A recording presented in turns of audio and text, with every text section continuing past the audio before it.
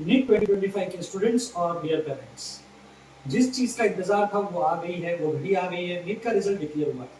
पहले ही बता देता हूँ, मैं doctor Vijay Kumar Yadav, director Aarambh institute for medical admission and career counselling, Chhatrapati Sambhaji Nagar. तो वेबसाइट एज यूजुअल उन्होंने मेन वेबसाइट पे डाला नहीं रिजल्ट, दूसरी वाली एग्जामिनेशन वाली वेबसाइट पे डाल दिया। बच्चे पेरेंट्स पूरे परेशान, पर कोई टेंशन लेने की जरूरत नहीं है। लिंक मैंने अपने ग्रुप में डाल दी है, आप भी एक्सेस कर सकते हो।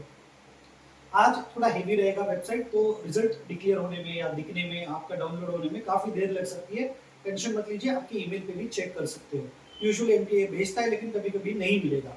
तो आपका स्कोर कार्ड आप जब डाउनलोड करोगे तो उसमें कुछ चीजें आपको देखनी है, जैसा आपका नाम सही आया है, आपके पेरेंट्स का नाम सही आया है, आपकी डेट ऑफ बर्थ सही आई है, person with benchmark disability yes और नो आया है, और नेशनलिटी।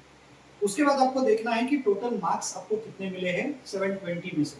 तो वो आपका स्कोर होगा, जितना भी आएगा वो आपका फाइनल स्कोर है, और इसमें रिवीजन के चांसेस बहुत कम होते हैं। उसके बाद आता है आपका नीचे नीट ऑल इंडिया रैंक, जिसे हम AIR भी कहते हैं, यानी ये पूरे बच्चे पूरे देश में जितने क्वालिफाई हुए इन सभी का ये रैंक होता है, इरिस्पेक्टिव ऑफ योर कैटेगरी वगैरह कुछ भी नहीं। ये केवल और केवल पूरे बच्चों को लिस्ट अप किया है उनके मार्क्स के हिसाब से ऑल इंडिया रैंक, और इसी के हिसाब से ऑल इंडिया की एडमिशन होती है। उसके बाद आप देखोगे कैटेगरी, है ना, SC category, ST category, OBC category, EWS जो भी होगा वो देखा जाएगा, और उसके सामने कैटेगरी रैंक भी दिया है। बहुत सारे बच्चे कंफ्यूज हो रहे हैं, फोन कर रहे हैं, मैसेजेस कर रहे हैं। तो all India rank irrespective of your state वगैरह होता है, लेकिन जो SC ST का रैंक दिया है ये पूरे देश के बच्चों को मिलाकर SC ST OBC का रैंक है, ये बदलने वाला है। कैसे बदलेगा? हर स्टेट के हिसाब से उनका भी SML क्रिएट होगा और उनका भी कैटेगरी लिस्ट तैयार होगी। तो उसमें आप शायद कम आ जाओ, महाराष्ट्र के ज्यादा बच्चे होंगे या बिहार के होंगे, हमें नहीं पता ऊपर कितने बच्चे हैं। तो वो कैटेगरी है आपकी स्टेट के लिए भी एक रहेगी। उसके बाद आपको जैसे हमने कहा था 680, मैंने कहा था कि टॉपर रहेगा, तो टॉपर जो आया है वो 686 का है। ये कैसे पता चला हमें? तो आप देखोगे, यानी अनरिजर्व कैटेगरी और EWS कैटेगरी का 50th परसेंटाइल कट ऑफ जो है तो वो 686 टू 144 है। इसका मतलब ये है कि अगर आप EWS है और अपर कैटेगरी ओपन कैटेगरी के हो तो मिनिमम आपको 144 मार्क्स लेना है। अगर आप OBC हो तो 113 मार्क्स आपको कंपलसरी है।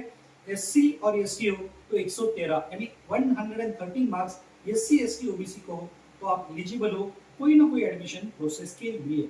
ओके, उसके बाद unreserved EWS person with benchmark disability है तो उनको 127 का कट ऑफ है, और OBC होगा तो 113, बाकी सभी लोगों के लिए 113 का ही कट ऑफ है, तो कोई देखने की टेंशन लेने की बात नहीं है। ओके, दूसरी बात यह है कि अभी आपको करना क्या है। तो सबसे पहले रुकिए, आज डाउनलोड कर लीजिए अच्छे तरीके से सारे के सारे आपके।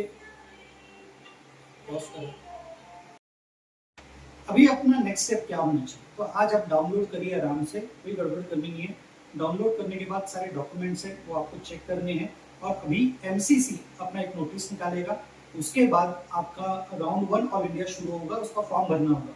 दूसरी बात है, जिन कैंडिडेट्स को NRI कैटेगरी से एडमिशन लेना है यानी स्पॉन्सर्ड कैटेगरी से एडमिशन लेना है, तो उनके लिए भी एक MCC नोटिस निकालेगा।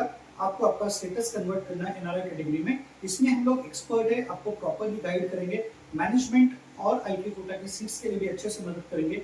तो अभी आपको शांत रहना है 1-2 दिन, उसके बाद आपको काउंसलर्स को अटेंड करना है, और फिर आगे की प्रोसेस हम आपको बता देंगे। So thank you very much. इस बार कट ऑफ काफी कम आया है, बहुत अच्छे रैंक्स पर बहुत अच्छे सीट्स मिलने की चांसेस है। अभी थोड़ी देर के बाद मैं आपको रैंक और कैटेगरी के हिसाब से कट ऑफ भी दे दूंगा। Thank you very much from आरंभ इंस्टीट्यूट फॉर मेडिकल एडमिशन।